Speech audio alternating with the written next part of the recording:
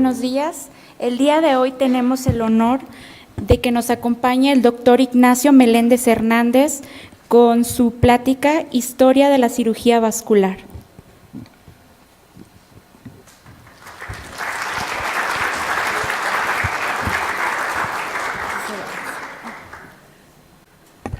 Bueno, pues muy buenos días a todos. Ante todo, muchas gracias a mi amigo el doctor Carlos Hinojosa por la invitación a esta gloriosa Facultad de Medicina, de la cual me jacto de ser egresado, ¿verdad? Así como ustedes están sentados ahí, algún día estuve yo también ahí, y así como estoy aquí, algún día ustedes estarán dando alguna ponencia. El doctor me encargó de dar una breve reseña de la historia de la cirugía vascular. Trataremos de ser lo más breve posibles. Es inmensa la historia, pero trataremos de dar los puntos más importantes. El hombre, desde que existe, siempre ha tenido la preocupación de que qué pasaba cuando se enfermaba o sufría algún daño en su persona. Entonces, originalmente se pensaba que era algo maléfico, era algo extraño, ¿verdad? Hasta que Hipócrates, ya desde hace 2500 años, concibió que las enfermedades no son un producto de maleficios, sino un desequilibrio entre humores del cuerpo y su contenido material. Entonces, de ahí partimos que la mayoría de las enfermedades pues no son nuevas, como Armand Ruffers comprobó que las momias de Egipto eran portadoras de placas de ateroma. Los egipcios mesopotámicos, indios ya padecían enfermedades vasculares y se sospecha que Ramsés II murió de una aterosclerosis generalizada. O sea que no es nuevo. Ya desde los años de 1550 ya se hablaba de los pulsos de las extremidades, inclusive se habla de que contaban el pulso, según consta en el papiro de Smith. En el periodo griego, que es la cuna de la medicina, Hipócrates ya hablaba de cómo tratar las varices con vendajes. Praxágoras estableció el nombre de vena cava. Herófilo estableció las diferencias entre lo que era una pared arterial y lo que era una pared venosa. En la escuela romana de cirugía existían cirujanos que solo realizaban operaciones vasculares, hacían ligadura de vasos, flebotomías, operaban varices, ¿verdad?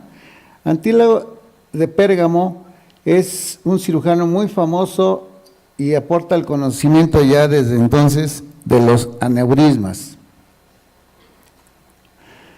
En estas épocas, pues obviamente, como es bien sabido, Roma tenía conquistado prácticamente toda Europa, el norte de África, y este mismo personaje diferenció los dos tipos de aneurismas que se producían por dilatación o por lección, y trató los no traumáticos aplicando ligadura proximal y distal, y por estas aportaciones se le puede considerar el padre de la cirugía vascular.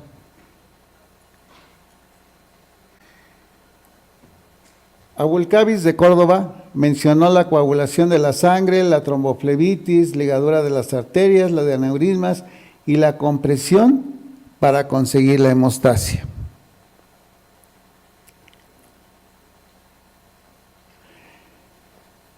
En la Edad Media hubo un avance muy significativo de la medicina al momento en que terminó la prohibición de la disección de cadáveres. Se avanzó mucho, ¿verdad? Miguel de Servet es un precursor de la angiología con el entendimiento fisiológico de la circulación menor, fue el que estableció lo que era la circulación menor. Andrea Vesalio, un anatomista destacado de su época, y fue el primero en descubrir un aneurisma de aorta abdominal en 1542 y trató de usar tallos de gramínea entre las arterias, siendo el primer intento de prótesis vascular. Realdo Colombo fue el primero en utilizar el término circulación sanguínea Y Ambrosio Paré, para controlar las hemorragias, utilizó la ligadura de los vasos y se iniciaron las amputaciones en el año 1552, que había sido olvidada desde los tiempos de Herófilo y Erástitro, más adelante por Celso también. En el siglo XVII llegó una figura importante en la cirugía vascular, que fue William Harvey, ¿verdad? Y dejó una obra que revolucionó el siglo XVII y reconoció su obra como el origen real de la angiología. En el siglo XVIII, en 1759, Holloway reparó una arteria humeral, siendo la primera arteriografía que se realizó. Ahorita lo vemos muy fácil, muy sencillo, no me dejará mentir mi amigo el doctor Hinojosa. Esto lo hacemos todos los días, pero en esa época eran grandes avances que se hacían en la medicina, era lo más moderno que podía haber. En 1872, Nicasio realiza la primera venorrafia y William Hunter, que es hermano mayor de John Hunter, presenta la historia de los aneurismas de la aorta y realizaron la primera descripción del síndrome de vena cava superior.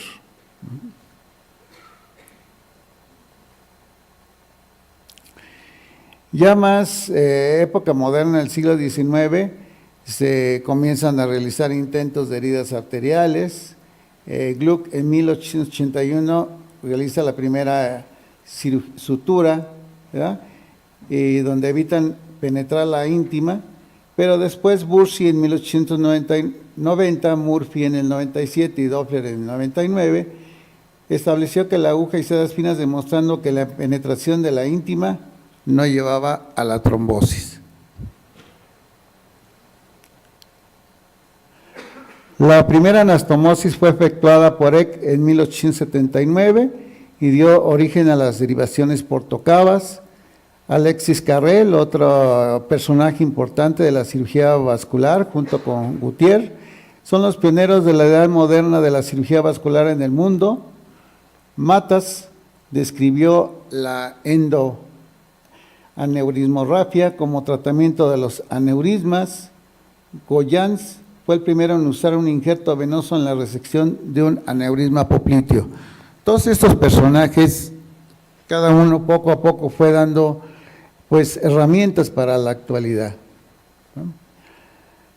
Ya en épocas más modernas, en los conflictos vasculares bélicos, ya durante la Primera Guerra Mundial se estableció la ligadura de los vasos y posteriormente otro gran cirujano muy famoso, Dibecki, declara que la ligadura arterial es el único procedimiento practicable en condiciones de guerra, ¿no? Condición que sigue vigente hasta la actualidad. Los injertos sintéticos fue un momento histórico importante en la cirugía vascular, ¿verdad? Utilizando injertos que no eran de origen venoso, injertos heterólogos. Pirovano efectuó el primer injerto arterial homólogo, Gross los primeros casos de implantación de homoinjertos arteriales en aorta, y el más espectacular avance fue por Dubos, que reportó el primer caso de resección de aneurisma aórtico abdominal.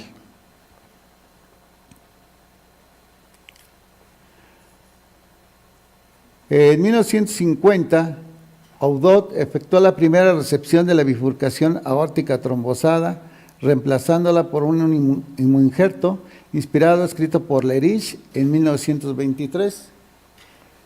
Dos Santos realizó la primera tromboendarterectomía. Hunklin fue el creador del concepto de la técnica del puente arterial, bypass, que se utiliza hasta la fecha. En el campo de la cirugía aórtica aportan los intentos de reparación. Gurin, Schwab, el primer resultado exitoso fue comunicado por Dibecki en el 55 y Cooley. Tanto Dibecki como Cooley, cirujanos vasculares muy importantes en la historia. Cannon en el 55 aporta la tromboendarterectomía cerrada. Seldinger aporta un revolucionario método de cateterismo vascular. Hasta la actualidad se utiliza el método de Seldinger. Crawford comenzó a implantar parches para cerrar las arterias. Hall en el 62 describe la técnica del bypass in situ. Fogarty en el 63 utiliza la sonda balón que lleva su nombre como método ingenioso y revolucionario, sonda que aún en la actualidad usamos en los casos de isquemia arterial aguda y hacemos una trombectomía, usamos aún todavía el catéter de Fogarty. Stracnes empieza a utilizar el efecto Doppler como método diagnóstico. Bill Gore fue el primero en introducir el PTF, el politetrafluoretileno. Dottir y Jenkins en el 72 comienza a ampliar la angioplastía en la patología vascular. Ya de aquí ya se inicia la era moderna de la cirugía vascular. Este breve relato, que no es la finalidad de convertirlos en historiadores de la cirugía vascular, no es otra finalidad más que llevarlo a un tributo a nuestros grandiosos antepasados, ya que sin la aportación de ellos no sería la cirugía vascular lo que es en la actualidad, por lo que le damos gracias por sus conocimientos heredados, porque gracias a ellos actualmente podemos tener lo que es una sala de hemodinamia, una sala híbrida, que es donde se realizan los procedimientos vasculares día a día en los principales hospitales de México y del mundo. Me da mucho gusto que estén aquí todos ustedes, gentes entusiastas, que tengan el deseo de ver esta situación. La patología vascular es muy amplia. Aún en su carrera de médicos generales siempre van a encontrar algún problema vascular, llámese insuficiencia venosa, úlceras venosas, pies diabéticos, siempre se van a encontrar con todo eso. Por eso es que me da mucho gusto estar aquí con ustedes y nuevamente les reitero las gracias al doctor Hinojosa por su invitación y damos por concluida la plática.